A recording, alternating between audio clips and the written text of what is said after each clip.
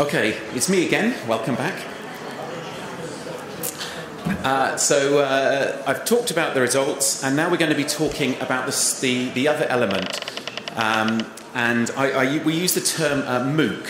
So if you hear me say the word MOOC, this is what I'm talking about. This is the Turkish translation of MOOC, and it's the online course. It's massive because there's a lot of information in there, and it's open because it's open for everybody to access, and it's an online course. So we use the term MOOC for internet-based learning.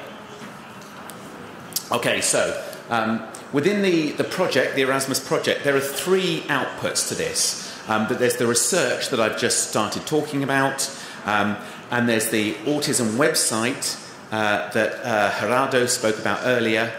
But the point isn't just to gather research and to have the website. It's also to provide some information for parents and teachers or therapists or anybody associated with autism education, to provide some context and some understanding, rather than just saying, we have a website, good luck at working out how that works. We have some background information to help provide the skills and the learning environment for anybody who would like to learn more about autism. So this section, we're going to be talking about the MOOC here. So the first thing to say about the MOOC is its title is Good Practice in Autism Education. So this is the title of the MOOC, and this is the focus of the MOOC, is everything you need to know, hopefully, about good practice in autism education will be in this online course. Crucially, it's free, so as long as you have access to the internet, you'll be able to access this course. And it's been specifically developed to be accessible to parents of autistic children, as I say, to teachers, to teaching assistants, to therapists, to anybody working within the classroom, but also people who are working in education beyond the classroom, such as directors or policymakers or politicians. Anyone who is thinking about education for autism and how best to deliver education autism, then this is the online course for you. Currently, it is in 3 languages. It's in English, Spanish, and Turkish. But if you're out there and you're speaking another language and you'd like to translate it into your own language, you'll be very welcome. So within the MOOC, there are different levels if you wish to access the information. Initially, there's a video where you can just sit and listen, and it gives you an overview of all the information. So level 1, if you just want an introduction, is watching the videos. But if you think, well, that sounds very interesting to me, I'd like to know more, then there's also a specially written article to accompany each of the points. So you can then read further. So you can choose the level of information you want to access over the different topics that were in the MOOC. Within the MOOC as well, because it's an online course, one of the huge advantages is you're not just passively receiving information, it asks you to actively engage with other learners. So other people who are also online, it asks you, what do you think about this? What do you do in your school? What is your experience? So it's asking you for your thoughts and your experiences, and you can type these into online forums and discuss with other people all over Turkey or all over Spain or all over England, all over the world. So we can share our good practices and our experiences with each other in these online forums. So this makes it a very engaging and very accessible and very dynamic process. So the way the course is structured is that it lasts over 4 weeks. So there are 4 major themes, and within each theme there are 3 major sub-themes, and each sub-theme could take up to about an hour. So if you're planning to do the whole course, then 4 weeks and maybe 3 hours a week, it would be about 12 hours. And that's if you did everything. But you might choose only to do part of that.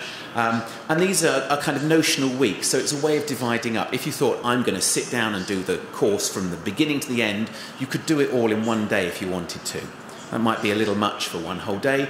So it's divided into these sections, but because it's an online course, you choose where and when you want to learn. So now I'm going to go over what will be in each of the 4 weeks very briefly. So in the first week, it's an introduction to what is autism spectrum disorder and what is intellectual disability. Because sometimes we have different definitions of what we think autism is. So it talks about formal definitions. We come from different cultures, and there might be different cultural aspects to how autism is defined, whether you're using international criteria, such as the World Health Organization has something called the ICD-11 now, which defines exactly what they think autism is. So these formalized international criteria are discussed. As well as what autism is, we talk about special educational needs within schools and how these are defined formally, so that we all have a set of terms. When someone over here talks about autism, we know that we mean the same thing. When somebody over here is talking about intellectual disability, we know that the people over here who are talking about intellectual disability are also talking about the same thing. So autism is separate from intellectual disability, but they do co-occur to a very high degree. It's often estimated about 50% of children with autism will also have a co-occurring intellectual disability. There are also high levels of anxiety in autism. So there's a whole range of other potential features that might also be impacting upon the child's capacity to learn. So this first week talks about all these different issues that might be affecting the child with autism and their capacity to be ready to learn in schools. The second week then moves on to the concept of inclusive education. And it discusses, well, what is the concept of inclusion? And the notion of inclusion has been talked about for decades, and there isn't necessarily one definition of what inclusion is or what the best process of inclusion is. So if you educate your child at home and it's just you and the child, then the child isn't included with anybody else. If you have a special unit just for educating autistic children, then maybe the children with autism are integrated with each other, but they're not integrated within the wider school environment. Or if you have children within a general mainstream class, then there's the potential for greater inclusion. But if they are sitting in a corner by themselves and no one's speaking to them, or they're learning by themselves, then they may be physically included, but they're not being socially included. So there's lots of issues around inclusion and what the best potential mechanisms might be. So this then feeds into the second stage, which is looking at the different forms of schooling, the mainstream general schooling and how children with autism fare in that environment, or whether you have special units within mainstream schools, or whether you have special schools, and if these special schools are just for autistic children, or they're for children with all sorts of disabilities. So it looks at the different models and systems and structures for educational provision. And then how the different schools develop cultures and policies to encourage inclusion as and when it's appropriate is the third and final part of this, and top tips for teachers and how to manage inclusion within the classroom are also presented.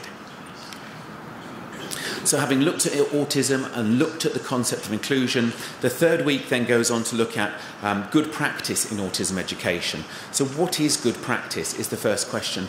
How do you know what you're doing is good practice? And we're going to be talking about all sorts of good practices later. And Gerardo talked about the website that has all those good practices. So it's how do we share those good practices, and how do you know that your practice is a good practice?